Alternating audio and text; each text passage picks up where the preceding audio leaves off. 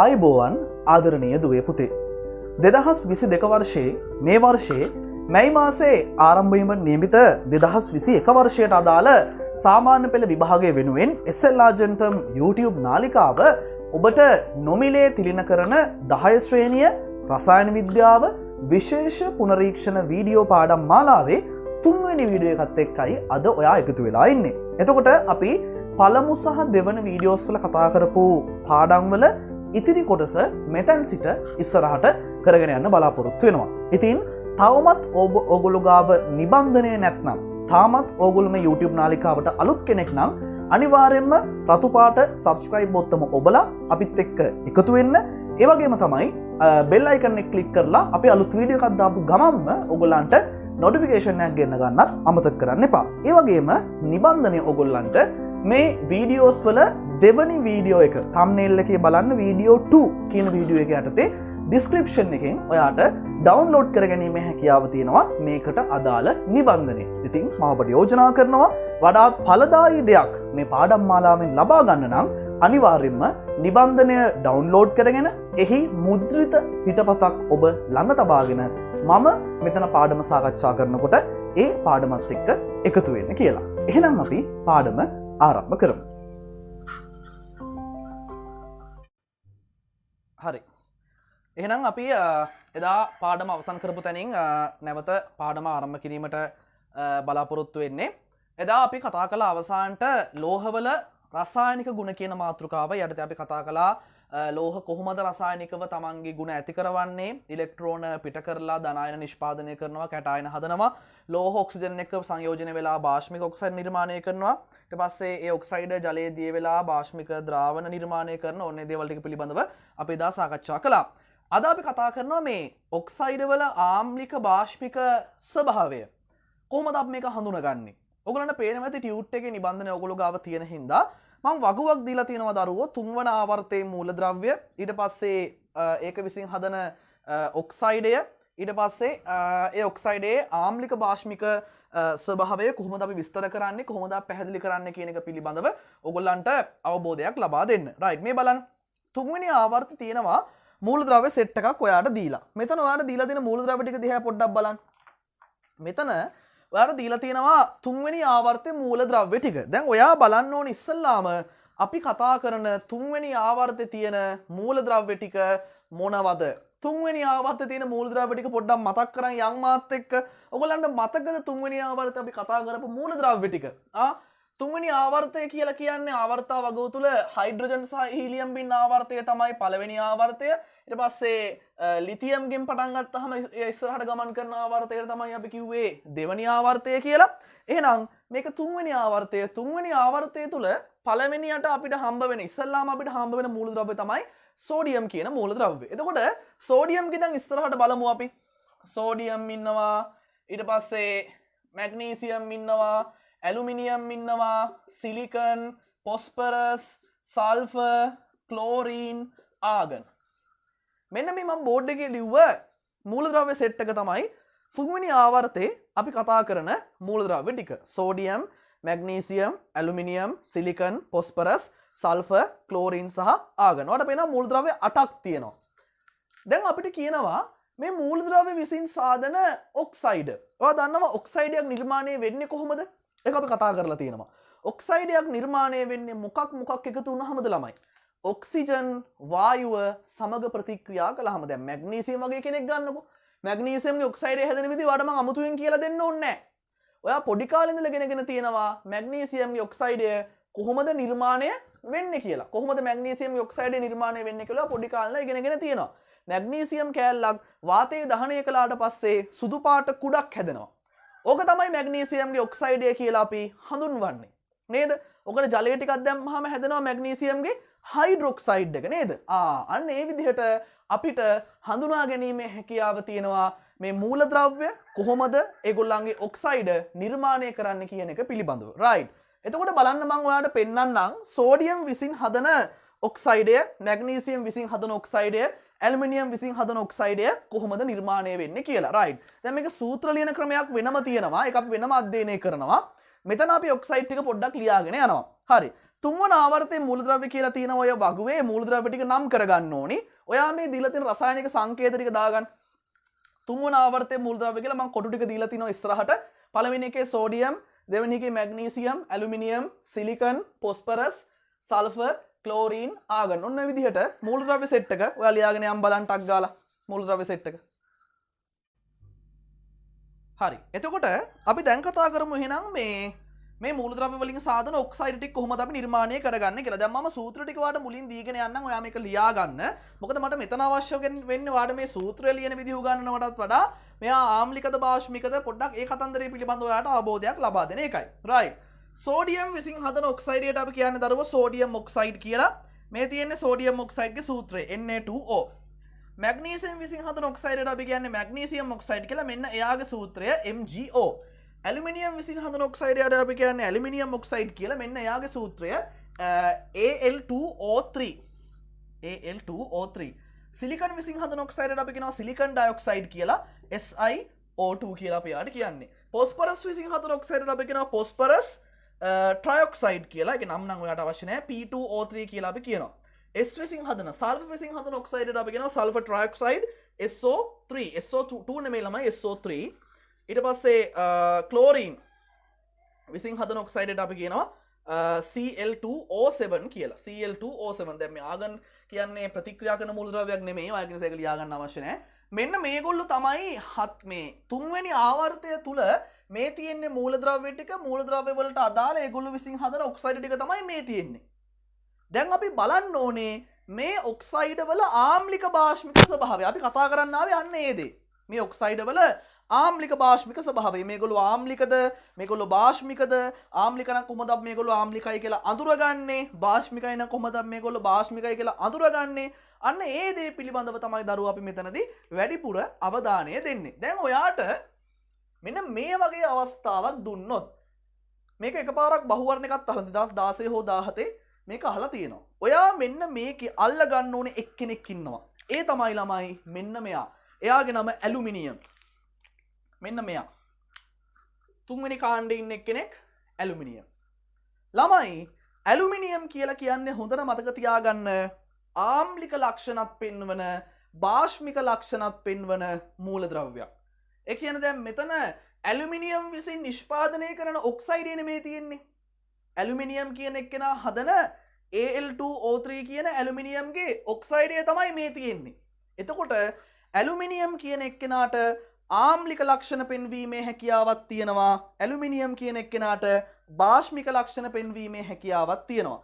මතක තියාගන්න ආම්ලික භාෂ්මික ලක්ෂණ දෙකම පෙන්වීමේ හැකියාව සහිත මූලද්‍රව්‍ය වලට අපි කියනවා උභය ගුණී මූලද්‍රව්‍ය කියලා. ඔයා අහලා ඇති උභය ගුණී මූලද්‍රව්‍ය.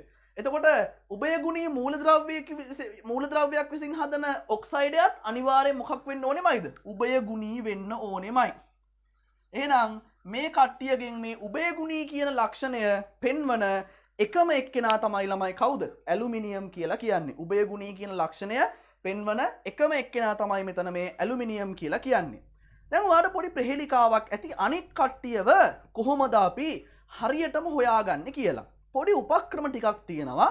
ඒ උපක්‍රම ටික මම ඔයාලට කියලා දෙන්නම්. ඒ උපක්‍රම ටික ඔයාලට කියලා දුන්නොත් ඔයාලට මේක යම්කිසි අවබෝධයක් ලබා ගන්න පුළුවන් වෙයි. right. දැන් මේ උපක්‍රමය දැනගන්නත් මම මේ කියන දේ දැනගන්න ඕනේ ඔයා අංක 1. ඔයාලට මතකයි අපි අම්ල සහ භස්ම පිළිබඳව වැඩිපුරම අධ්‍යයනය කරන පාඩම තමයි 11 වසරේ 7 වෙනි පාඩම වන අම්ල භස්ම සහ ලවණ කියන පාඩම. එතනදී අම්ලයක් කියන්නේ මොකද්ද? භස්මයක් කියන්නේ මොකද්ද? අම්ල සහ භස්ම විසින් පෙන්වන ප්‍රතික්‍රියා මොනවද? ඔන්න ඔය දේවල් පිළිබඳව අපි පූර්ණ අධ්‍යයනයක්, හොඳ අධ්‍යයනය කිරීමක් සිද්ධ කරනවා. ඕගොල්ලන්ට මතක ඇති. එතකොට ඕකෙදී අපි කතා කරන පොඩි අපි කියන key points ප්‍රධාන කාරණා කිහිපයක් තියෙනවා. එකක් තමයි ප්‍රබල අම්ල ප්‍රබල භස්ම කියන එක පිළිබඳව සාකච්ඡා කරනවා. දුබල අම්ල දුබල භස්ම කියලා දෙයක් පිළිබඳව සාකච්ඡා කරනවා. ඔයාට මතක ඇති. ඔයාට මතක ඇති අපේ පන්තියේ ළමයි නම් අපි මේක කියලා දීලා තියෙනවා. ඔයගොල්ලොත් අනිවාර්යෙන් ගෙනගෙන ඇති මේක බලන පිටේ ඉන්න දරුවෝ. ප්‍රබල අම්ල තුනක් තියෙනවනේ විද්‍යාගාරේ. මොනවද? එකක් තමයි සල්ෆියුරික් අම්ලය. අනික තමයි නයිට්‍රික් අම්ලය. අනික තමයි හයිඩ්‍රොක්ලෝරික් අම්ලය. මම ආයෙ පාරක් කියන්නම්.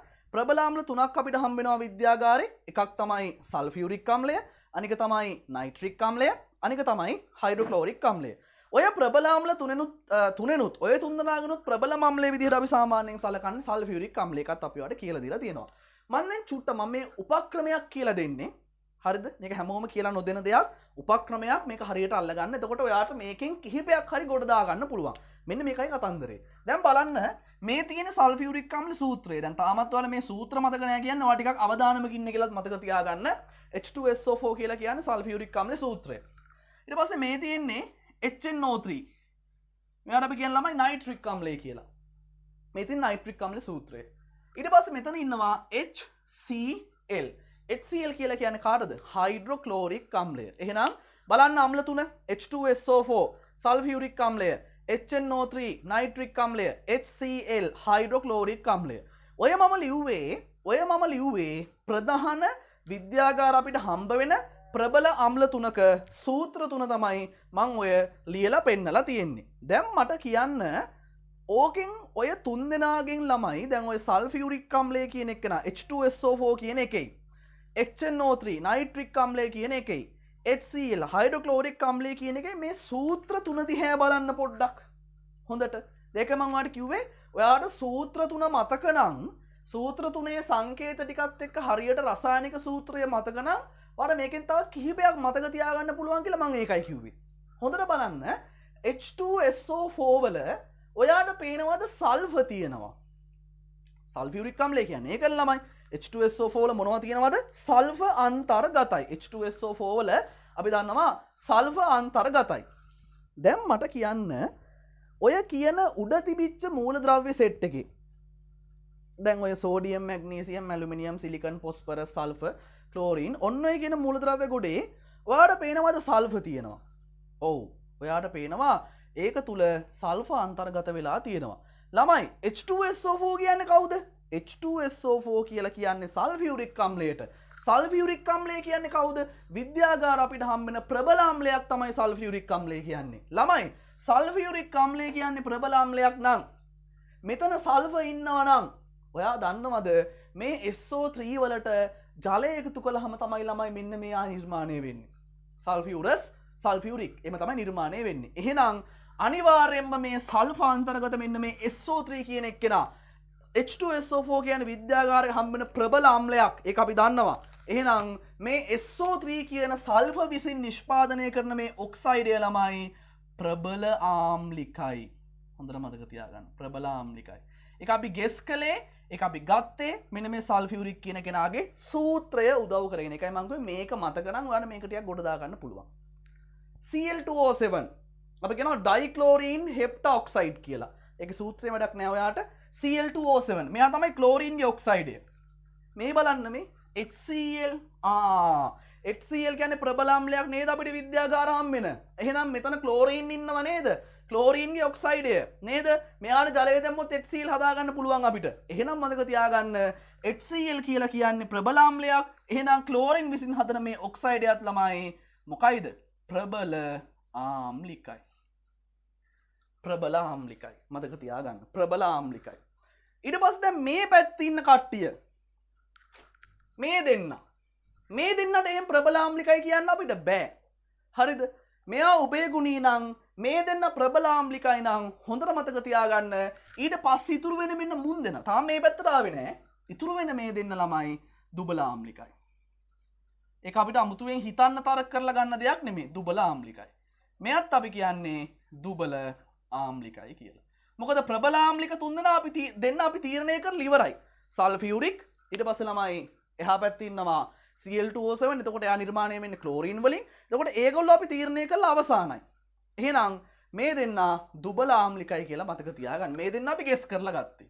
මේ දෙන්නා අපි ටක්කෙටම ගත්තා මේ තුන්දෙනාගේ උදව්වෙන්. දැන් ඔයාට මේ තුන්දෙනා මතක නැත්තම් තාමත් ඔයාට මෙයා මතක තියෙයි යන්තම් උභයගුණී කියලා. මෙතනින් එහාට ටික මතක නැති වෙයි. තේරෙනවද කියන එක? එහෙනම් හැමදේම හැම පොඩි කරුණක්ම මෙතනදී වැදගත් වෙන වෙලාවක් එනවා කියලා මතක තියාගන්න. අපි දැන් බලමු අනික් දෙන්න කොහොමද හොයාගන්නේ කියලා. කොහොමද අපි අනිත් දෙන්න හොයාගන්නේ? හරි මේ බලන්න අනික් දෙන්න. සෝඩියම්ගේ ඔක්සයිඩයයි මැග්නීසියම්ගේ ඔක්සයිඩය. දැන් මෙතනදිත් ඔයාලට මතක් වෙනෝනේ මම අර කිව්ව දේ. මොකද්ද? විද්‍යාගාරේ හම්බෙන ප්‍රබල භෂ්ම ටික මතක් කරගන්න. ඔයාට මතක නම් විද්‍යාගාරයේ හම්බෙන ප්‍රබල භෂ්ම මහ ගොඩක් නැහැ. අපි කතා කරපු ප්‍රබල භෂ්ම විද්‍යාගාරයටම තියෙන්නේ දෙකයි. එකක් තමයි ළමයි සෝඩියම් විසින් හදන ප්‍රබල භෂ්මය, සෝඩියම්ගේ හයිඩ්‍රොක්සයිඩය. ඔයාලට මතකද කවුරු හරි කෙනෙක් භෂ්මයක් කියලා අපි තීරණය කළේ කොහොමද කියලා? ඔයාට ඇහෙනවනම් වචනේ හයිඩ්‍රොක්සයිඩ් කියන වචනේ. ඔයාට ඇහෙනවනම් හයිඩ්‍රොක්සයිඩ් කියන වචනේ ළමයි අනිවාර්යෙන්ම ඒ කියන්නේ භෂ්මයක් පිළිබඳව. එහෙම නැත්නම් කොහේ හරි තැනක රසායනික සූත්‍රයක ඔයා දකිනවනම් OH කියන එක කෙනා capital O capital H OH එතනත් අදහස් කරන්නේ අනිවාර්යෙන් කවුරු පිළිබඳවද? භෂ්මයක් පිළිබඳව. මතක තියාගන්න. තේරුණාද? එහෙනම් ළමයි බලන්න සෝඩියම් හයිඩ්‍රොක්සයිඩ්. ඔයාට මතකයි NaOH sodium hydroxide. Sodium hydroxide NaOH. මේ බලන්න OH තිබ්බා. හරිද? සෝඩියම් හයිඩ්‍රොක්සයිඩ් කියලා කියන්නේ විද්‍යාගාර අපිට හම්බෙච්ච ප්‍රබල භෂ්මයක්. ඒක කතා දෙකක් නෑ. එහෙනම් මෙතන බලන්න සෝඩියම් ඉන්නවා පේනවද? සෝඩියම් විසින් හදන ඔක්සයිඩය. මෙයාට ජලය දැම්මහම අපිට සෝඩියම් හයිඩ්‍රොක්සයිඩ් හදාගන්න බැරිද? පුළුවන්. සෝඩියම් හයිඩ්‍රොක්සයිඩ් කියන්නේ ප්‍රබල භෂ්මයක් නම් එයා නිර්මාණය කරන්න දායක වෙච්ච මේ ඔක්සයිඩය මොන භාෂ්මිකයිද ළමයි? භාෂ්මිකයි, ප්‍රබල භාෂ්මිකයි. එහෙනම් මෙයා ප්‍රබල භාෂ්මික එක්කෙනෙක්. මම ඔයාලට කිව්වා ප්‍රබල භාෂ්මික කාණ්ඩයට අපි ගන්න දෙන්නයි. එක්කෙනෙක් තමයි සෝඩියම් විසින් නිර්මාණය කරන භෂ්මය සෝඩියම් හයිඩ්‍රොක්සයිඩ්. අනිත් එක්කෙනා තමයි පොටෑසියම් විසින් නිර්මාණය කරන භෂ්මය පොටෑසියම් හයිඩ්‍රොක්සයිඩ්. ඔය දෙන්න තමයි අපි සාමාන්‍යයෙන් ප්‍රබල භෂ්ම කාණ්ඩයට ගන්න දෙන්න. එහෙනම් මෙතන ඉන්න මේ මැග්නීසියම් හයිඩ්‍රොක්සයිඩ් කියන එක්කෙනා කවුද? සෝඩියම් හයිඩ්‍රොක්සයිඩ් කියන්නේ ප්‍රබල භෂ්මයක් නම් මෙතන ඉන්න මැග්නීසියම් හයිඩ්‍රොක්සයිඩ් කියන එක්කෙනා ළමයි අපි කතා කරන්නේ දුබල භෂ්මයක් විදිහට. දුබල භෂ්මයක්. එහෙනම් බලන්න ඔයාට දැන් පොඩි පොඩි උපක්‍රම පාවිච්චි කරලා අපි මේ වගුව සම්පූර්ණ කරපු හැටි බලන්න නේද? අපි එකපාරට කියාගෙන ගියේ නෑ මෙයා දුබල භාෂ්මිකයි, මෙයා දුබල ආම්ලිකයි, මෙයා ප්‍රබල ආම්ලිකයි. එහෙම කිව්වනම් ඔයාට කිසි අරමුණක් නෑ. ඔයා මේක ඔහේ කඩපාඩම් කරනවා. දැන් මේ කාල සීමාවත් එක්ක ලොකුවට අපිට කඩපාඩම් කරන්න දේවලු ලොකුවට ලොට්ටයක් ගොඩ ගහ ගන්න බෑ. එහෙනම් පොඩි ලොජික් එකක් දාලා පොඩි උපක්‍රමයක් දාලා මේ ටික අපි ගොඩ දා ගන්න ඕනේ. ඒකට තමයි අපි මෙන්න මේගොල්ලෝ පාවිච්චි කරන්නේ. ඉතින් මේවා ඔයගොල්ලෝ ඉගෙනගෙන තියෙන දේවල්. ඔයාට තාමත් සල්ෆියුරික් අම්ල සූත්‍රය බෑ කියන්නේ. ඔයන් ලොකු අවධානමක. නමුත් ගොඩාක් දරුවන්ට මේ සූත්‍ර ටික මතකයි. H2SO4 කියන්නේ සල්ෆියුරික්, HNO3 කියන්නේ නයිට්‍රික් අම්ලය, HCl කියලා කියන්නේ හයිඩ්‍රොක්ලෝරික් අම්ලය කියන එක පිළිබඳව අවබෝධයක් ඔයගොල්ලන්ට තියෙනවා. තේරුණාද? රයිට්. ඔන්න කතන්දරේ. අපි එකපාරක් කියන් යන්න. සෝඩියම්ගේ ඔක්සයිඩය ප්‍රබල භාෂ්මිකයි. මැග්නීසියම්ගේ ඔක්සයිඩය එයා දුබල භාෂ්මිකයි. මෙයා ප්‍රබල භාෂ්මිකයි, මෙයා දුබල භාෂ්මිකයි. ඇලුමිනියම්ගේ ඔක්සයිඩය මෙයා උභයගුණී. සිලිකන්ගේ ඔක්සයිඩය දුබල ආම්ලිකයි. ෆොස්ෆරස්ගේ ඔක්සයිඩය P2O3 දුබල ආම්ලිකයි. සල්ෆර්ගේ ඔක්සයිඩය SO3 ප්‍රබල ආම්ලිකයි. ක්ලෝරීන්ගේ Cl2O7 ප්‍රබල ආම්ලිකයි. ඔන්න ඔහොම තමයි ළමයි පැහැදිලි වෙන්නේ සිද්ධිය මතක තියාගන්න. තේරුණාද? රයිට්. එහෙනම් අපි ඔන්න මේ කොටසත් අවසන් කළා. දරුවන්ට පුළුවන් දැන් ඔයගොල්ලන්ගේ ටියුට් එකේ දීලා තියෙනවා වගුව ඔක්සයිඩය කියන තැන ඔක්සයිඩ් ටික සම්පූර්ණ කරගන්න. Sodium oxide, magnesium oxide, aluminium oxide, silicon dioxide. මෙතන තියෙනවා P2O3, SO3 සහ Cl2O7 මේ ටික සම්පූර්ණ කරගන්න. ඊට පහළ තියෙනවා ආම්ලික භාෂ්මික ස්වභාවය කියලා දාලා ඒකෙත් ඔයගොල්ලන්ට පුළුවන් මේ පහළ කොටස සම්පූර්ණ කරගන්න. දරුවන්ට පුළුවන් වීඩියෝ එක ස්ටොප් කරලා මේක ලියාගන්න. මොකද අපිට කාලය වටින නිසා අපි මේ ඉක්මනට ඉවර කරනවා.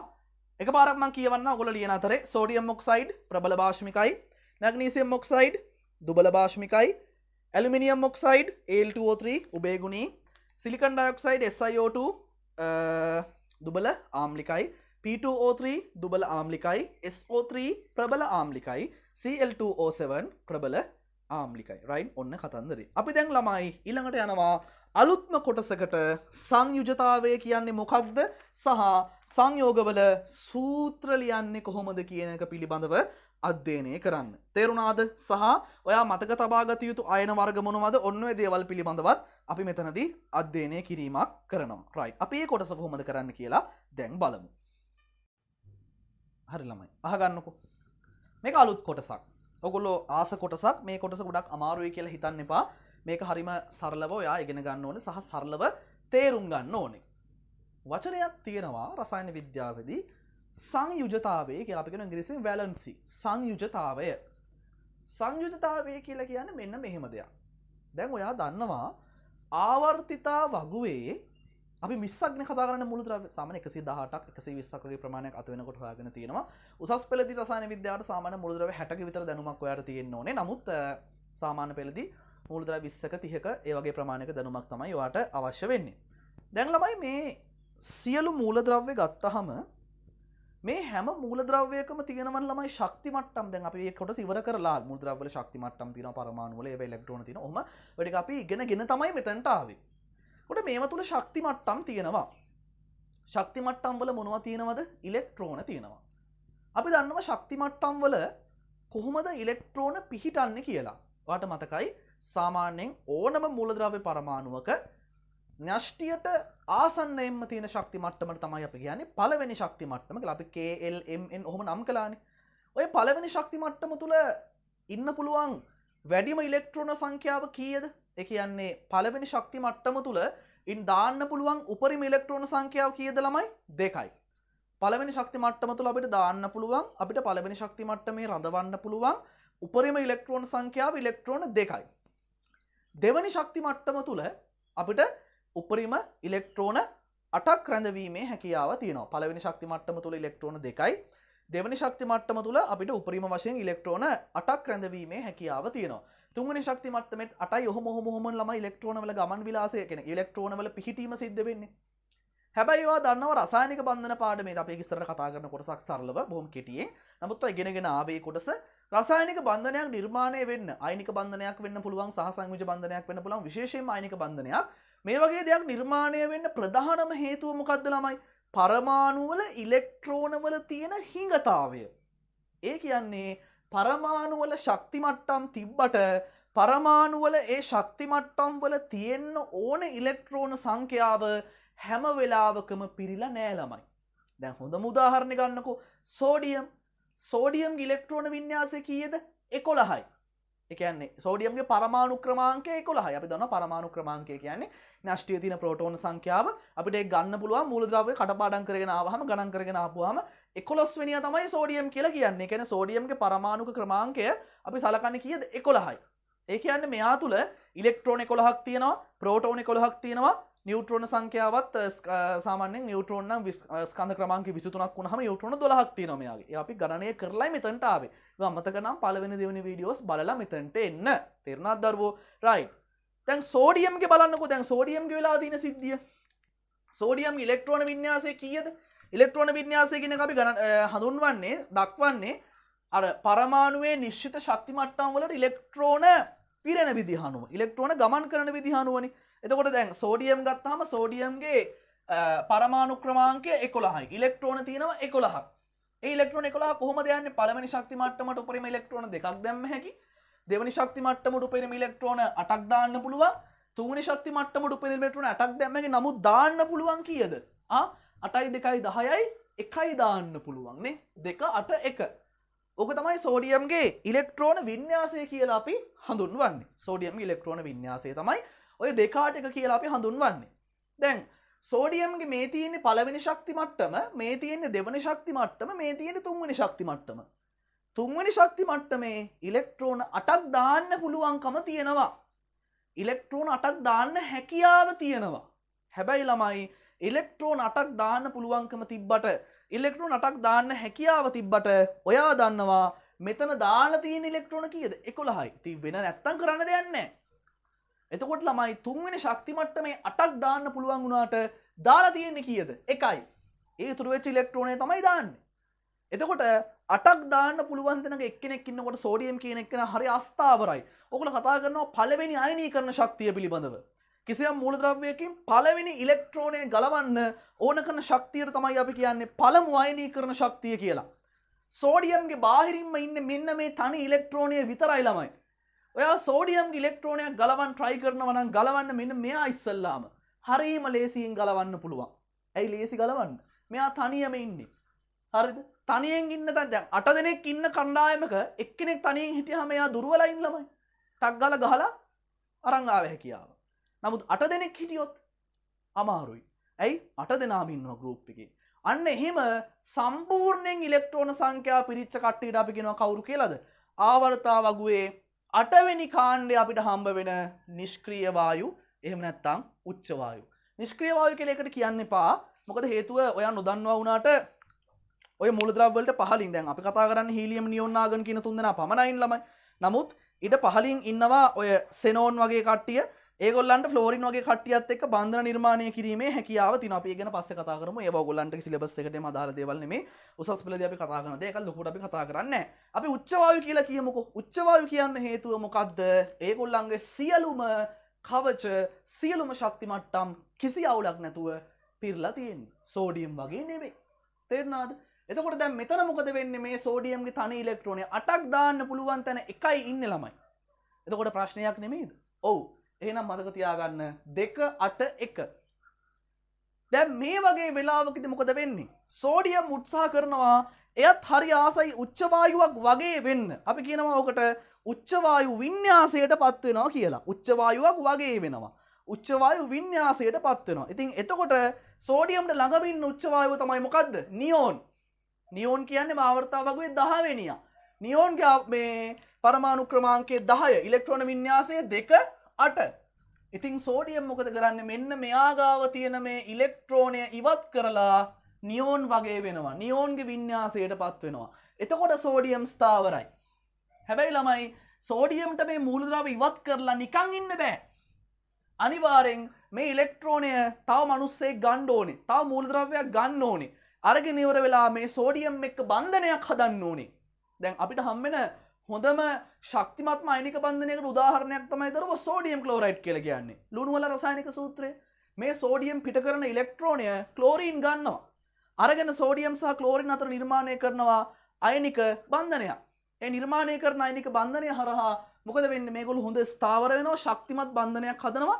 ක්ලෝරින්ගේ උච්ච වායු වින්‍යාසය සම්පූර්ණ වෙනවා. සෝඩියම්ගේ උච්ච වායු වින්‍යාසය සම්පූර්ණ වෙනවා. එතකොට මේ වගේ කෙනෙක්ට සෝඩියම් වගේ කෙනෙක්ට තමන්ගේ උච්ච වායු වින්‍යාසය සම්පූර්ණ කරගන්න අනිවාර්යයෙන්ම මොකක් වෙන්න ඕනේමද? ආලමයි අනිවාර්යයෙන්ම මෙයාගේ මෙයත් එක්ක තව එක්කෙනෙක් බන්ධනයක් නිර්මාණය කරන්නම වෙනවා. හැබැයි මේගොල්ලෝ එහෙම නැහැ. නියෝන්, ආගන් 288 හීලියම් 2 මේගොල්ලන්ට ළමයි තෝරන මේගොල්ලන්ගේ 2යි මෙයා 10යි මේ මම ලියන්නේ පරමාණු ක්‍රමාංක ටික මෙයා 18යි නේද? දැන් මේගොල්ලන්ට එහෙම අමුතුවෙන් කාත් එක්කවත් බන්ධන හදලා තමන්ව ස්ථාවර කරගන්න ඕනි කමක් තියෙනවද? නැහැ.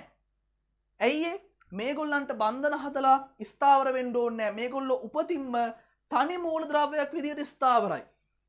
හීලියම් ගාව තියෙන ඉලෙක්ට්‍රෝන 2යි. අපි දන්නවා ඕනම මූලද්‍රව්‍ය පරමාණුවක පළවෙනි ශක්ති මට්ටමේ ස්ථායී වෙන්න නම් ඉලෙක්ට්‍රෝන 2ක් තියෙන්න ඕනේ. ඒ දෙක මෙයා ගාව නැද්ද ළමයි? තියෙනවා. මෙයා ස්ථාවරයි. මෙයා ශක්තිමත්.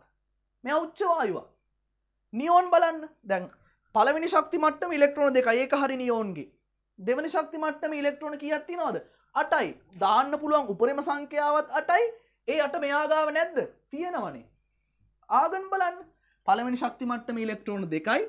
දෙවෙනි ශක්ති මට්ටමේ උපරිම දාන්න පුළුවන් ඉලෙක්ට්‍රෝන සංඛ්‍යාව 8යි. තුන්වෙනි ශක්ති මට්ටමෙත් 8යි. එතකොට ඉලෙක්ට්‍රෝන සංඛ්‍යාව සම්පූර්ණ ප්‍රමාණය මෙයා ගාව නැද්ද ළමයි? තියෙනවා. 2 8 8 18යි. මෙයා සම්පූර්ණ නැද්ද? සම්පූර්ණයි. එහෙනම් මෙන්න මේ වගේ කට්ටියට අපි කියනවා උච්ච වායු කියලා. මේගොල්ලෝ ඉලෙක්ට්‍රෝන පිට කිරීමක්වත් ඉලෙක්ට්‍රෝන ලබා ගැනීමක්වත් සිද්ධ කරන්නේ නැහැ. හැබැයි ළමයි මේ උච්ච වායු හැර අනෙක් සියලුම මූලද්‍රව්‍ය පරමාණු මොකක් හරි ක්‍රමයකට බන්ධනයක් හදලා තමයි ඒගොල්ලෝ තමන්ගේ උච්ච වායු වින්‍යාසයට එනවනම් එන්නේ.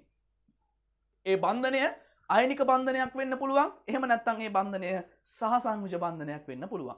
සහසංයුජ බන්ධනයකදී ඔයා දන්නවා ඉලෙක්ට්‍රෝන ෂෙයා කරගෙන හුවමාරු කරගෙන තමයි බන්ධනය නිර්මාණය කරන්නේ. ඔය දෙන්නගෙන් ශක්තිමත් බන්ධනය තමයි අපි සාමාන්‍යයෙන් කියන්නේ අයනික බන්ධනය කියලා. පැහැදිලිද? ඒ ඔයා පොඩි කාලේ කතා කර පොඩි කාලේ කියන්නේ 10 වසරේ ඉගෙන ගත්ත දේවල්. මෙතන මේක රිවිෂන් එකක් නේද? රයිට්. එතකොට මොකද්ද ළමයි මේ සංයුජතාවය කියලා කියන්නේ? මගේ මාතෘකාව ඒක. සංයුජතාවය. සංයුජතාවය කියලා කියන්නේ මතක තියාගන්න කිසියම් මූලද්‍රව්‍ය පරමාණුවක් ස්ථායී වෙන්න. එහෙම නැත්නම් කිසියම් මූලද්‍රව්‍ය පරමාණුවක් ස්ථාවර වෙන්න. කිසියම් මූලද්‍රව්‍ය පරමාණුවක් උත්සාහ කරනවා මේ වගේ උච්ච වායුවක් වෙන්න. උච්ච වායු වින්‍යාසයට පත් වෙන්න. එහෙම උච්ච වායු වින්‍යාසයට පත්වීම සඳහා ලබා ගන්න හරි පිට කරන හරි ඉලෙක්ට්‍රෝන සංඛ්‍යාවට තමයි අපි කියන්නේ අදාළ මූලද්‍රව්‍යයේ මොනයුජතාවය කියලාද? සංයුජතාවය කියලා. ඉංග්‍රීසියෙන් කියනවා අපි වැලන්සි සංයුජතාවය. අයි පාරක් කියන්නම් කිසියම් මූලද්‍රව්‍ය පරමාණුවක් උච්ච වායු වින්‍යාසයට පත්වීම සඳහා කිසියම් මූලද්‍රව්‍ය පරමාණුවක් උච්ච වායු වින්‍යාසයට පත්වීම සඳහා ලබා ගන්නා හෝ පිට කරන ඉලෙක්ට්‍රෝන සංඛ්‍යාව තමයි අපි කියන්නේ මොකක් කියලාද? අදාළ මූලද්‍රව්‍ය පරමාණුවේ සංයුජතාවය කියලා. දැන් මට කියන්න සෝඩියම් 281නේ. සෝඩියම් ස්ථායී වීම සඳහා මෙයා ගාව තිබිච්ච මේ ඉලෙක්ට්‍රෝනය තුන්වෙනි කවචේ තුන්වෙනි ශක්ති මට්ටමේ තිබිච්ච ඉලෙක්ට්‍රෝනය පිට කළා. එහෙනම් සෝඩියම් ඉලෙක්ට්‍රෝන කීයක් පිට කළාද? 1යි. එහෙනම් ළමයි සෝඩියම්ගේ සංයුජතාවය කීයද? 1යි. ක්ලෝරීන් ගන්න. මෙන්න ක්ලෝරීන්ගේ වින්‍යාසය. මෙන්න ක්ලෝරීන්. ක්ලෝරීන් කියන ආවර්තාවගුවේ කීවෙනියද ළමයි? 17 වෙනියනේ. ක්ලෝරීන් කියන ආවර්තාවගුවේ 17 වෙනිය. මොකක්ද එයාගේ පරමාණු මේ ඉලෙක්ට්‍රෝන වින්‍යාසය? 2 8 7. දැන් බලන්න මෙතන වෙලා තියෙන දේ. ක්ලෝරීන්ගේ පළවෙනි ශක්ති මට්ටමේ උපරිම ඉලෙක්ට්‍රෝන සංඛ්‍යාව 2යි. ගැටලුවක් නැහැ. ඒක ඒ විදිහටම තියෙනවා. ක්ලෝරීන්ගේ දෙවෙනි ශක්ති මට්ටමේ උපරිම ඉලෙක්ට්‍රෝන සංඛ්‍යාව 8යි. ගැටලුවක් නැහැ. ඒ විදිහටම උපරිම ඉලෙක්ට්‍රෝන සංඛ්‍යාව සම්පූර්ණ වෙලා තියෙනවා. ක්ලෝරීන්ගේ තුන්වෙනි ශක්ති මට්ටමේ අපිට 8ක් දැම්ම හැකි. 8ක් දාන්න පුළුවන් වුණාට තියෙන්නේ කී දෙනයිද? අනේ ළමයි 7යි ඉන්නේ. තව එක්කෙනෙක් හිටියනම් මෙයාට මේක සම්පූර්ණ කරගන්න පුළුවන් නේද? එතකොට මේ සෝඩියම් පිට කරන ඉලෙක්ට්‍රෝනය මේ ක්ලෝරීන් ගන්නවා. අරගෙන මේ 7 8 කරගන්නවා. 8 කරගෙන මෙයා ස්ථාවර වෙනවා. කවුරු වගේද? හරියට ආගන් වගේ. පැහැදිලිද කතන්දරේ? රයිට්. මෙතනදී ක්ලෝරීන් ඉලෙක්ට්‍රෝන කීයක් ගත්තද? 1යි ගත්තේ. එහෙනම් ළමයි ක්ලෝරීන්ගේ සංයුජතාවය කීයද? 1යි. ලබා ගත්ත හරි පිට කරපු හරි ඉලෙක්ට්‍රෝන සංඛ්‍යාවට තමයි අපි කියන්නේ සංයුජතාවය කියලා. මේ බලන්න ළමයි. මූලද්‍රව්‍යයක සංයුජතාවය පල්ලෙහා වාක්‍යය.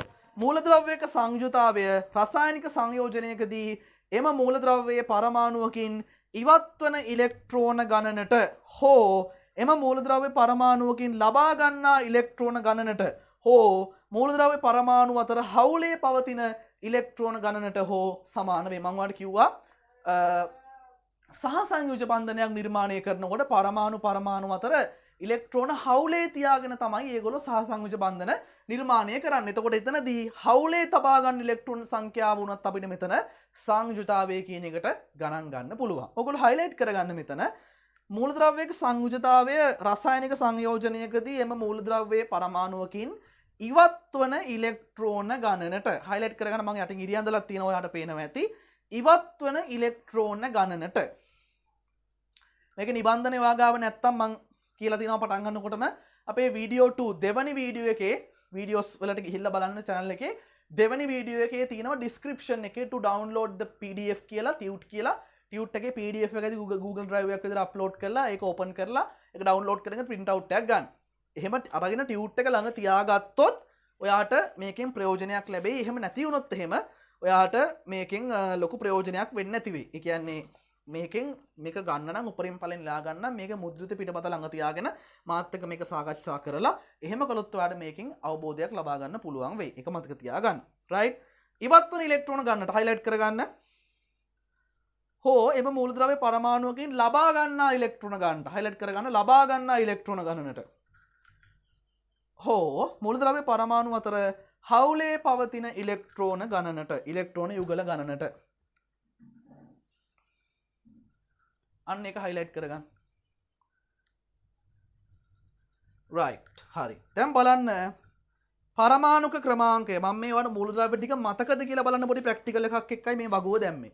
පරමාණුක ක්‍රමාංකය කියලා තියෙනවා, මූලද්‍රව්‍ය කියලා තියෙනවා, සංකේතය තියෙනවා, සංයුජතාවය තියෙනවා. රයිට්. ඔයාට තාමත් ආවර්තිතා වගුවේ පළවෙනි මූලද්‍රව්‍ය 20 සංකේත එක්ක මතක නැත්තම් ආවර්තිතා වගුවේ පළවෙනි මූලද්‍රව්‍ය 20 සංකේත එක්ක ඔයාට තාම මතක නැත්තම් මතක තියාගන්න ඔයා ඉන්නේ ලොකු අවදානමක විභාගෙට මහ කාලයක් නෑ මේ කාලෙත් මං කියන්නේ ඔයාට ඉතින් අපි හිතමු ඇති කියලා ඇත්ත කියන්න බෑ බොරුව නලවල වැඩක් නෑ මේ කාලෙත් ඔයාට මේ මූලද්‍රව්‍ය 20 කටපාඩම් නැත්තම් අංක 1 මූලද්‍රව්‍ය 20 කටපාඩම් තියෙන්න ඕනේ හයිඩ්‍රජන්ගෙන් පටන් ගත්තාම කැල්සියම් දක්වා මූලද්‍රව්‍ය 20 කටපාඩම් තියෙන්න ඕනේ. Tamanට මේ මූලද්‍රව්‍ය 20 කටපාඩම් නැහැ කියන්නේ මං කියන්නේ මගේ වීඩියෝස් බලන්න එපා ඔයා. ඒකට හේතුව තේරුමක් නැහැ.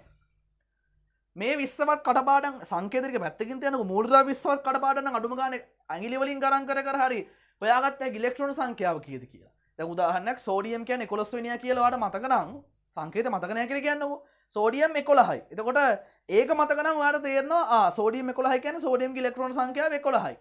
එහෙනම් පළවෙනි ශක්ති මට්ටමේ 2යි දෙවෙනි ශක්ති මට්ටමේ 8යි 8යි 2යි 10යි අනික 1යි 2 8 1 ඔහොම හරි ඉලෙක්ට්‍රෝන වින්‍යාසය මතක තියාගන්න පුළුවන් අඩුම ගානේ පරමාණු ක්‍රමාංක ටික මතක තිබ්බොත් මූලද්‍රව්‍ය 20ට මතකයි නම් නමුත් ඔයාට ඒ 20 මතක නැහැ කියලා කියන්න ඔයාට එතනින් එහාට ඔයාට ඉලෙක්ට්‍රෝන වින්‍යාස ලියන්න බෑ මූලද්‍රව්‍යයේ තියෙන ඉලෙක්ට්‍රෝන ගාන කීයද ප්‍රෝටෝන ගාන කීයද නියුට්‍රෝන ගානද කියලා කීයද ඔයාට හොයාගන්න බෑ ඊට පස්සේ ස්කන්ධ ක්‍රමාංකය දුන්නාම නියුට්‍රෝන සංඛ්‍යාව හොයාගන්න බෑ ලොකු අර්බුද ගොඩක් නිර්මාණය වෙනවා ඒක නිසා කරුණා කරලා තා බොහොම පොඩි කාලයයි මං කියන්නේ අනිවාර්යයෙන්ම ඔයාට මේ 20 මතක තිබිය යුතුමයි මතක තියාගන්න එහෙම නැති වුණොත් මේ පාර විභාගයට ගිහිල්ලා ඔයා බලාපොරොත්තු වෙන ප්‍රතිඵලය මොන විදිහකින්වත් ලැබෙයි කියලා නම් හිතන්න එපා තේරෙනවද මං දන්නවා අතිශය බහුතරයක් මේ වීඩියෝස් බලන ළමයින්ට මේ 20 මතකයි හැබැයි අමතක කෙනෙක් නම් ඔයා මං කියන්නේ මේ මම කියනවත් එක්කම හරි කමක් නැහැ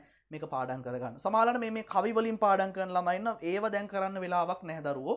ඒව හොඳ ඒ 10 වසරේ පොඩි උන්ට ඔයාට එහෙම කරන්න ටයිම් එකක් නැහැ. ඔයා කොහොම හරි කරලා මේ මූලද්‍රව්‍ය 20 කොහොම හරි කරලා කටපාඩම් කරලා ඉවරයක් කරගන්න සිද්ධ වෙනවා. නැත්තම් ඒකේ අවදානම් වැටෙන්නේ ඔයාටමයි. බලන්න. එකේ ඉඳලා 20 දක්වා මම කියනවා එකපාරක්. Hydrogen, helium, lithium, beryllium, boron carbon nitrogen oxygen fluorine මාත් එක්කම කියන්න ඕගොල්ලෝ fluorine neon sodium magnesium aluminium silicon phosphorus sulphur chlorine argon potassium calcium ඔන්න මූලද්‍රව්‍ය 20 අයි පාරක් කියමු hydrogen helium lithium beryllium boron carbon nitrogen oxygen fluorine neon sodium, magnesium, aluminium, silicon, phosphorus, sulfur, chlorine, argon, potassium, calcium. ඔය මම කිව්වේ මේ ආවර්තිතා වගුවට අදාළ පළවෙනි මූලද්‍රව්‍ය 20. ඔයාලට පේනවා මෙතන පරමාණුක ක්‍රමාංකය කියලා දීලා තිනවා. පරමාණු ක්‍රමාංකය අපිට හොයාගන්න ලේසි. අපි සාමාන්‍යයෙන් පරමාණු ක්‍රමාංකය කියලා කියන්නේ මූලද්‍රව්‍යයක පවතින ප්‍රෝටෝන සංඛ්‍යාව න්‍යෂ්ටියේ පවතින ප්‍රෝටෝන සංඛ්‍යාව. එතකොට මෙතන පරමාණු ක්‍රමාංක කියන එක අපිට ගණනය කරන්න පුළුවන්. ඔයාට මතක නම් ආවර්තිතා වගුව හයිඩ්‍රජන් කියන්නේ පළවෙනියා. එහෙනම් පරමාණු ක්‍රමාංකය 1. එහෙනම් එක ඉස්සරහින් එන්නේ කවුද? Hydrogen 2, helium 3, lithium 4, beryllium 5, boron 6, carbon 7, nitrogen 8, oxygen 9, ෆ්ලෝරීන් 10, නියෝන් 11 sodium 12 magnesium 13 aluminium 14 silicon 15 phosphorus 16 sulphur 17 chlorine 18 argon 19 18 argon 19 potassium 20 calcium ඔන්න ඔහොමයි හරිද වගුවේ මූලද්‍රව්‍ය කියන තැන හිස් තැන් ටික තියෙනවා පල්ලෙහාට ටක් ගාලා මූලද්‍රව්‍ය ටික අකුරෙන් ලියාගෙන යන්න ටක් ගාලා එක හයිඩ්‍රජන් 2 හීලියම් වීඩියෝ එක ස්ටොප් කරලා ඔයාලා වෙලාව යනවා නම් ලියා ගන්න 2 helium 3 lithium 4 beryllium 5 boron 6 carbon 7 oxygen 8 ෆ්ලෝරීන් 7 nitrogen 8 oxygen 9 ෆ්ලෝරීන් 10 නියෝන් 11 sodium 12 magnesium 13 aluminium 14 silicon 15 phosphorus 16 sulphur 17 chlorine 18 argon 19 potassium 20 calcium ඔන්න ඔහොම තමයි අපි ආවර්තා වගුවේ මූලද්‍රව්‍ය 20 નિયમિત පිළිවෙලට අනුපිළිවෙලට මතක තියාගන්න. තේරුණාද? මේ මූලද්‍රව්‍ය වල සංකේත ටික අනිවාර්යෙන් ඔයා මේ පාර හොඳ සූදානමක් ඇතුව සාමාන්‍ය පෙළ විභාගයෙන් මුහුණ දෙන දරුවෙක් නම් මම විශේෂ කරලා කිව්වේ ඒකයි.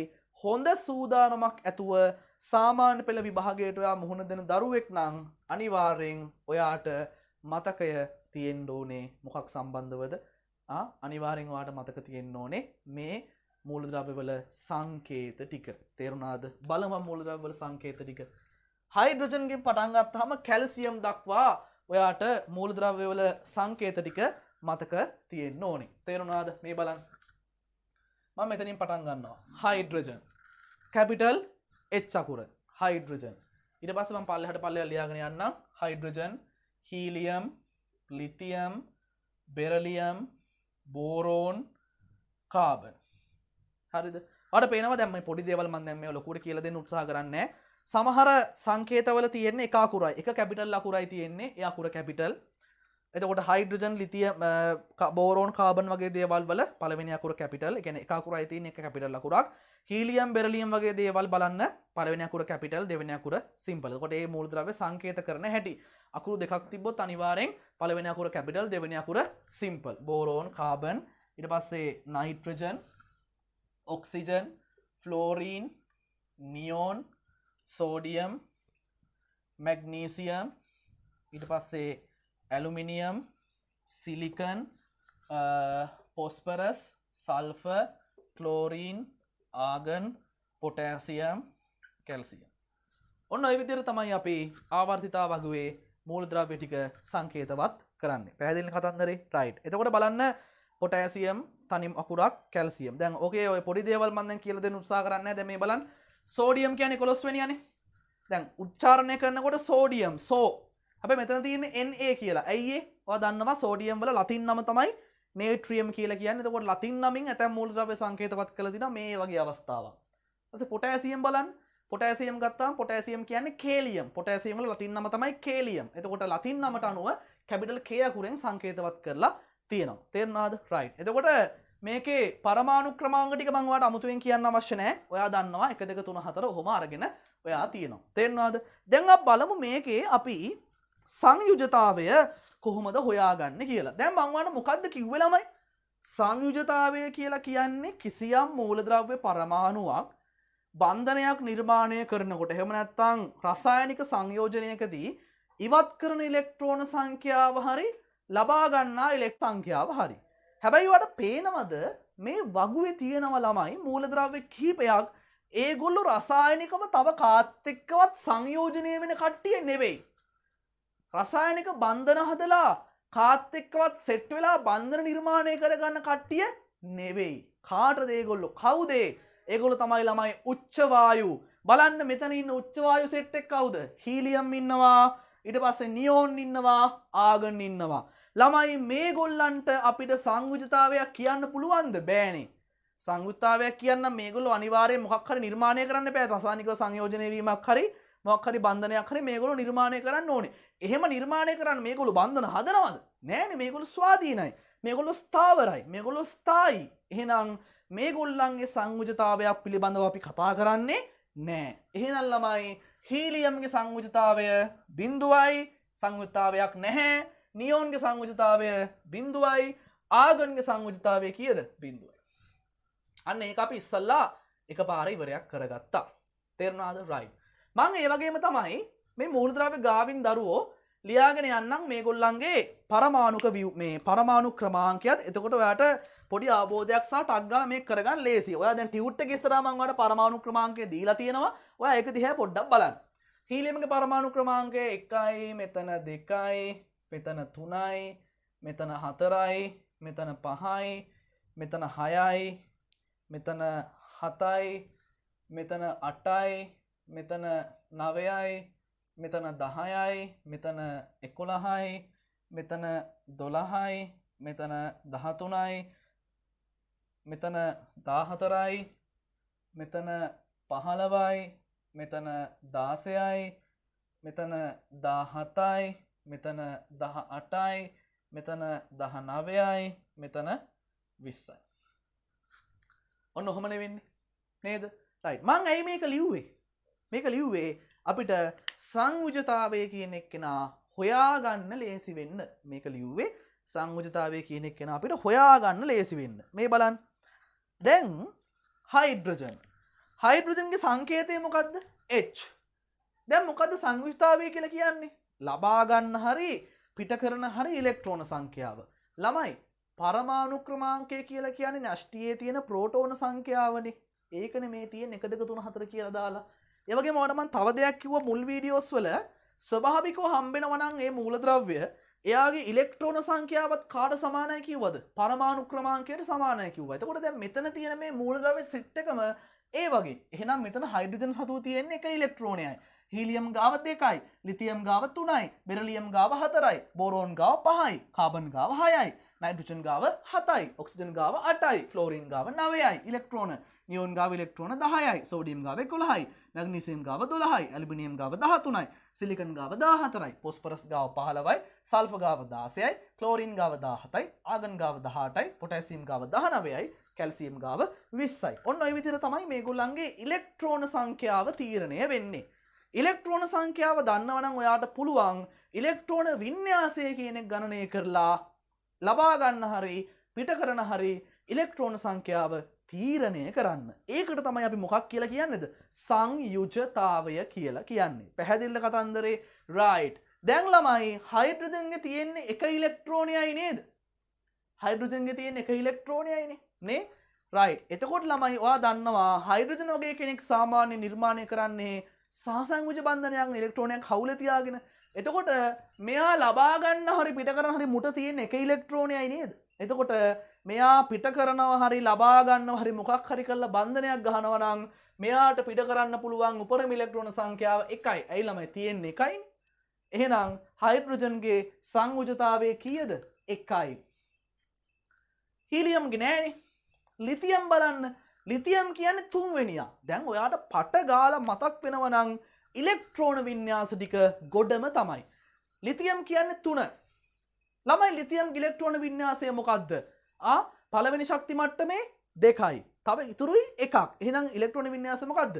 2,1. එතකොට පළවෙනි ශක්ති මට්ටමේ ඉලෙක්ට්‍රෝන දෙක ෆුල් පිරීලා. තව එකක් ඉතුරුයි. ඒ ඉලෙක්ට්‍රෝනය නේද දෙනවා නම් දෙන්නේ. නැත්තම් ගන්නවා නම් ගන්නේ. එහෙනම් ළමයි ලිතියම්ගේ සංයුජතාවය කීයද? 1යි. එතකොට ලිතියම්ගේ සංයුජතාවය 1යි. සංයුජතාවය 1යි කියලා ගත්තේ කොහොමද? සංයුජතාවය 1යි. ඒ ලිතියම්ගේ ඉලෙක්ට්‍රෝන 3යි. ඉලෙක්ට්‍රෝන වින්‍යාසය 2 1. එහෙනම් අර දෙවෙනි ශක්ති මට්ටමේ තියෙන තන ඉලෙක්ට්‍රෝනය තමයි කරන මගුලක් කරන්නේ. මොකද අරයා පිරීලානේ ඉන්නේ පළවෙනි ශක්ති මට්ටම. එහෙනම් ලිතියම්ගේ ඉලෙක්ට්‍රෝන වින්‍යාසය 1යි. බෙරිලියම් 4 වෙනියා. ඉලෙක්ට්‍රෝන වින්‍යාසය කීයද? 2 2. එහෙනම් පිට කරනවා නම් ලබා ගන්නවා නම් මොකක් හරි කරනවා නම් පිට කරන ඉලෙක්ට්‍රෝන සංඛ්‍යාව කීයද? 2යි. ඒ කියන්නේ සංයුජතාවය 2යි. බෝරෝන් 5 වෙනියා. ඉලෙක්ට්‍රෝන වින්‍යාසය කීයද? 2 3. එහෙනම් ළමයි සංයුජතාවය කීයද? අර 3. දෙවෙනි ශක්ති මට්ටමේ තියෙන ඉලෙක්ට්‍රෝන 3. 6 කාබන්. කාබන් කියන්නේ 6 වෙනියා. ඉලෙක්ට්‍රෝන වින්‍යාසය කීයද? 2 4. 2 4.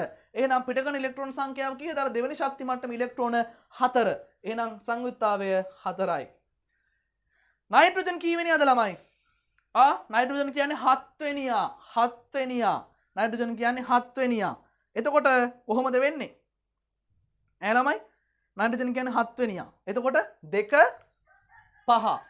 දෙවනි ශක්ති මට්ටමේ ඉලෙක්ට්‍රෝන 5ක් තියෙනවා. ළමයි මෙන්න මෙතනදී මොනවා වෙයිද? හොඳට හිතන්න. මෙන්න මෙතනදී මොනවා වෙයිද? දෙවනි ශක්ති මට්ටමේ ඉලෙක්ට්‍රෝන 5ක් තියෙනවා. ඔප්ෂන් දෙකයිනේ තියෙන්නේ. මොකද්ද? දැන් 8 සම්පූර්ණ කරගන්න එක තමයි නයිට්‍රජන්ගේ අරමුණ. දෙවනි ශක්ති මට්ටමේ කොහොම හරි ඉලෙක්ට්‍රෝන 8ක් පුරව ගන්න එක තමයි නයිට්‍රජන්ගේ අරමුණ. අරමුණ ඉෂ්ට කර ගන්නවා නම් වැඩ දෙකක් තියෙනවා.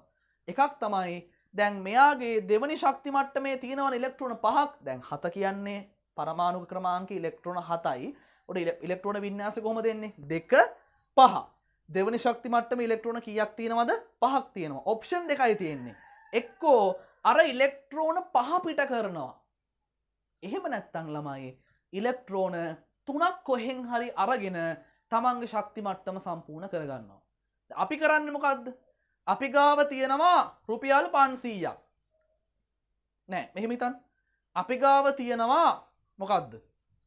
රුපියල් 200ක් අපි ගාව ඕල්රෙඩි තියෙනවා. ඒ 200 කියන්නේ මොකක්ද ළමයි? 200 කියන්නේ මේ ඉලෙක්ට්‍රෝන දෙක. දැන් අර දෙක පහ කියලා තියෙන්නේ.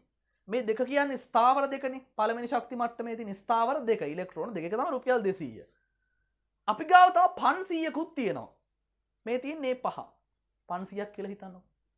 දැන් අපිට ඕනේ කොහොම හරි කරලා ඔය 500 මොනවා කරගන්න දැන් 200 ගැන හිතන්න එපා ඈ 200 කොහොමත් නැහැ 200 පිරලානේ තියෙන්නේ අපිට ඕන රුපියල් 800ක් හදාගන්න කොහොම හරි කරලා අපි මොකද්ද කරන්නේ අපි මේ ඉලෙක්ට්‍රෝන පහ දුන්නොත් අපිට ඉතුරු වෙන්නේ කීයද රුපියල් 200යි ඒක අපිට වාසි නෑ ළමයි තේරුණාද අපි කොහෙන් හරි තව 300ක් හොයාගෙන මේ 500 800 කරගන්නවා ඉතින් අපි වගේ තමයි ළමයි පරමාණු වාසි පැත්තට තමයි බර මෙයා මොකද කරන්නේ තමන් ගාව තියෙන මේ දෙවෙනි ශක්ති මට්ටමේ තියෙන ඉලෙක්ට්‍රෝන පහ තියාගන්නවා ඒක යවන්නේ කොහොම හරි කරලා ඉලෙක්ට්‍රෝන තුනක් අනික් පරමාණු වලින් ගන්නවා දැන් සංයුජතාවය කියලා කියන්නේ ඉලෙක්ට්‍රෝන පිට කරන සංඛ්‍යාව විතරක් නෙමෙයි ඉලෙක්ට්‍රෝන ලබා ගන්නව නම් එයත් සංයුජතාවය කීයක් ගන්නවද මෙයා 8 කරගන්න 2 5 දෙවෙනි ශක්ති මට්ටමේ 8 කරගන්න 3ක් අඩුයි ඒ 3 ගත්තා එහෙනම් ගත්ත 3ක් සංයුජතාවය 3යි ඔන්න ඔමයි ළමයි යෝග ගන්න තේරුණාද දැන් මෙතන බලන්න ඔක්සිජන්ගේ පරමාණුක ක්‍රමාංකය 8යි ඉලෙක්ට්‍රෝන වින්‍යාසය කීයද එහෙනම් පළවෙනි ශක්ති මට්ටමේ 2යි දෙවෙනි ශක්ති මට්ටමේ 6යි පළවෙනි ශක්ති මට්ටමේ 2යි දෙවෙනි ශක්ති මට්ටමේ 6යි දැන් කොහොම හරි ඔක්සිජන්ට ඕනේ දෙවෙනි ශක්ති මට්ටම මොකක් කරගන්නද 8 කරගන්නනේ 8 කරගත්තාම තමයි යා ස්ථාවර මොකද හේතුව දෙවෙනි ශක්ති මට්ටමේ ඉඳලා ඉහළ තියෙන ඕනම ශක්ති මට්ටමක දාන්න පුළුවන් උපරිම ඉලෙක්ට්‍රෝන සංඛ්‍යාව කීයද 8යි හැමෝම try කරන්නේ හැමෝම උත්සාහ කරන්නේ කොහොම හරි කරලා ඔන්න ඔය 8 සම්පූර්ණ කරගන්න හැම මූලද්‍රව්‍ය පරමාණුවකම අරමුණ ඒක එතකොට ඔක්සිජන්ගේ ළමයි දැන් කීයද ඉලෙක්ට්‍රෝන වින්‍යාසය 2 6නේ තව ඉලෙක්ට්‍රෝන කීයක් අඩුද ඔක්සිජන්ට දෙකක් අඩුයි 8 කරගන්න එතකොට ඔප්ෂන් දෙකක් තියෙනවා එක්කම ඉලෙක්ට්‍රෝන 6ම පැන්නුවොත් එක ශක්ති මට්ටමයි ඉතුරු වෙන්නේ ඒක ඉලෙක්ට්‍රෝන දෙකයි ආස්ථාවරයි එහෙම නැත්නම් තව කොහෙන් හරි ඉලෙක්ට්‍රෝන දෙකක් උදුරගෙන 8 කරගන්නවා 2 8 එතකොට මෙයා නියෝන් වගේ කවුද හොඳ 2 8 කරගන්න එක ළමයි හොඳ කොච්චර ෂෝක්ද එහෙම වෙනවනම් එහෙනම් එයා මොකද කරන්නේ ඉලෙක්ට්‍රෝන දෙකක් කොහෙන් අරගෙන 2 8 කරගන්නවා එතකොට ඉලෙක්ට්‍රෝන කීයක් ගත්තද 8 කරගන්න දෙකක් ගත්තා ඉලෙක්ට්‍රෝන ලබාගත් ප්‍රමාණයත් අපි අයිති වෙනවා ඒ කියන්නේ ඉලෙක්ට්‍රෝන කොච්චර ලබාගත්තද කියන එකත් ළමයි අයිති වෙන්නේ මොකේටමද සංයුජතාවයටම තමයි ළමයි එහෙනම් මතක තියාගන්න මෙතන ඔක්සිජන් කියන එක්කෙනා ඉලෙක්ට්‍රෝන දෙකක් ගත්ත නිසා එයාගේ සංයුජතාවය කීයද 2යි දැන් ඔයාලට පුළුවන් ඉතුරු ටික කියාගෙන යන්න කිසි අවුලක් නැතුව ෆ්ලෝරින් කියන්නේ ආවර්තාවකුවේ 9 වෙනියා කීයද ඉලෙක්ට්‍රෝන වින්‍යාසය ඉලෙක්ට්‍රෝන සංඛ්‍යාව 9යි 2 7 7යි තව කීයක් අඩුද 1යි එක ගන්නවා ගත්තා කියලා කියන්නේ සංයුක්තාවය 1යි නියෝන් බිඳුවයි සෝඩියම්ගේ මොකද වෙන්නේ ළමයි සෝඩියම් කියන්නේ 11 වෙනියා 2 8 1 සෝඩියම්ට අර ශක්ති මට්ටමේ 1 තියාගෙන වැඩක් නෑ එයා ඒක අයින් කරලා දානවා අයින් කළා දාලා එයා 2 8 කරගන්නවා මොකද සෝඩියම්ට ළමයි 7ක් කොහෙන්වත් දෙන්නේ නැහැ කවුරුත් ඈ. ඔයා හිතනවා නම් සෝඩියම් 2 8 1නේ තුන්වෙනි ශක්ති මට්ටමට සෝඩියම් ඉලෙක්ට්‍රෝන 7ක් හොයාගෙන 8 කරගන්නව ඇති නෑ. එහෙම දෙන්නේ නැහැ. හරිද? සෝඩියම් කරන්නේ තමන්ගේ අර තුන්වෙනි ශක්ති මට්ටමේ තියෙන ඉලෙක්ට්‍රෝන 1 අයින් කරනවා. දැන් මෙහෙමනම් අවුලක් නැහැ. ඉලෙක්ට්‍රෝන එකක් දෙකක් වගේ මදි නම් ළමයි කොහෙන් හරි ගත්ත හැකි. දැන් මෙතන ළමයි සෝඩියම් 2 8 1නේ. සෝඩියම් 11 වෙනියනේ. 8යි 2 10යි 11යි. තුන්වෙනි ශක්ති මට්ටමේ තමයි අර තනි ඉලෙක්ට්‍රෝන ඉන්නේ. උට ළමයි 7ක් දෙන්නේ 8 පුරවන්න කවුරු. ඉලෙක්ට්‍රෝන 7ක් කියලා ලොකු ප්‍රමාණයක්. ඒ නිසා මොකද කරන්නේ? යාගේ ඔප්ෂන් එක තමයි අර එක අයින් කරලා දාන එක. දාලා ඒක වෙන කෙනෙක් අරගෙන බන්ධනයක් හදන එක. එතකොට එයා අයින් කරනවා එක ඉලෙක්ට්‍රෝනයක්. එහෙනම් සංයුක්තාවය කීයද? 1යි. මැග්නීසියමුත් එහෙමයි. මැග්නීසියම් 12 වෙනියා. 2 8 2. එතකොට 8 කරගන්න 6ක් ඕනේ තව. 6ක් දෙන්නේ නැහැ කවුරුත්. එහෙනම් මැග්නීසියම් තමන් ඉලෙක්ට්‍රෝන 2 ඉවත් කරලා දානවා. එතකොට මැග්නීසියම්ගේ සංයුක්තාවයත් 2යි ළමයි. ඇලුමිනියම් කියන්නේ 13 වෙනියා 2 8 3 තුන්වෙනි ශක්ති මට්ටමේ 8ක් දැම්ම හැකි තියෙන 3යි කවුරුත් ඇවිල්ලා 5ක් දෙන්නේ නැහැ එයාට එයා කරන්නේ තමන්ගේ 3 ඉවත් කරලා දාන එක ඉලෙක්ට්‍රෝන 3ම ගලවලා දානවා සිලිකන්ගේ මොකද වෙන්නේ ළමයි සිලිකන් කියන්නේ 14 වෙනියා සිලිකන් කියන්නේ 14 වෙනියා එතකොට මොකක් වෙයිද ඉලෙක්ට්‍රෝන 4ක් දෙන්නේ නැහැ කවුරුත් හරිද සාමාන්‍යයෙන් එම 4ක් දෙන්නේ නැහැ ඒක නිසා මොකද කරන්නේ සිලිකන් 4ම අයින් කරලා දානවා හැබැයි මෙතනින් එහාට වෙනස් වෙනවා. 4 පැන්න ගමන් ළමයි 8ට කිට්ටුයිනේ. පොඩි ප්‍රමාණයක් වෙන්නේ. අන්න එතකොට ඔප්ෂන් දෙකක් තියෙනවා. සමහර වෙලාවට මේ මූලද්‍රව්‍ය පරමාණු අවස්ථානුකූලව ඔය ඔප්ෂන් දෙකම ක්‍රියාත්මක කරන වෙලාවල් තියෙනවා. දැන් උදාහරණයක් ෆොස්ෆරස් හිතන්නකෝ. දැන් මම කියන්නේ මෙතන එහාට සෙට් එක. හොඳේ. ෆොස්ෆරස් කියන්නේ 15 වෙනියනේ. කොහමද ඉලෙක්ට්‍රෝන වින්‍යාසය එන්නේ? 2 8 කීයද? 8 2 10යි 5 15යි. දැන් ෆොස්ෆරස්ට 8 හදාගන්න තව කීයක් අඩුද? 3ක් අඩුයි. ඔය 3 කොහෙන් හරි ගන්න බැරිද? පුළුවන්. 3ක් ගත්ත හැකි. අවුලක් නැහැ. එහෙනම් ළමයි ෆොස්ෆරස්ගේ සංයුක්තතාවය 3යි. හැබැයි ඔයා මතක තියාගන්න සමහරවල්ලාට මෙන්න මෙහිමත් වෙනවා. සමහර වෙලාවට බන්ධන හදනකොට ෆොස්ෆරස්ට 3ක් හොයාගන්න බැරි වෙන වෙලාවල් එනවා. එහෙම වුණාම ෆොස්ෆරස් ළමයි දුකෙන් හරි කරන්න දෙයක් නැහැ. අර තමන්ගේ ශක්ති මට්ටමේ තිබුණ ඉලෙක්ට්‍රෝන 5ක් ඔය පහම ගලවලා වෙනත් පරමාණු වලට දීලා හරිද සෙට් වෙන වෙලාවල් තියෙනවා. P2O5 කියන්නේ එහෙම අවස්ථාවක්. P2O5 මේ ෆොස්ෆරස්ලා දෙන්න තමන් ඉලෙක්ට්‍රෝන 5ම ඔක්සිජන් එක්ක ෂෙයා කර ගන්නවා ඉලෙක්ට්‍රෝන 10ම. එහෙම තමයි මෙයා හදන්නේ.